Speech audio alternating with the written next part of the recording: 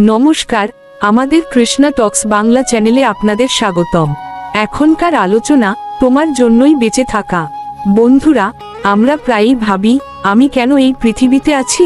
জীবনের কঠিন মুহূর্তে মনে হয় সবকিছু বৃথা।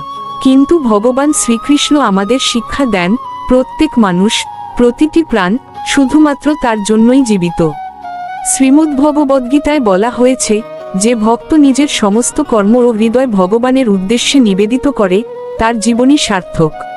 আমরা যে কোনো সময়, যে কোনো পরিস্থিতিতে বেঁচে আছি, তা ভগবানের পরিকল্পনার অংশ। তাই আমাদের প্রতিটি শ্বাস, প্রতিটি পদক্ষেপ সবই তার সন্তুষ্টির জন্য। অতএব, জীবনের যে কোনো প্রতিকূলতা বা দুঃখের মাঝেও মনে রাখুন, আপনি শুধুমাত্র নিজের জন্য নয়, ভগবান শ্রীকৃষ্ণের জন্যই বেঁচে আছেন। এই উপলব্ধিই আমাদের অন্তরের শক্তি, শান্তি ও ধৈর্য জাগায়। চ্যানেলটি ভালো লাগলে একটা লাইক, কমেন্টস এবং সাবস্ক্রাইব করে দিবেন। নিবেদনে শ্রী মিলন দেবনাথ। হরে কৃষ্ণ।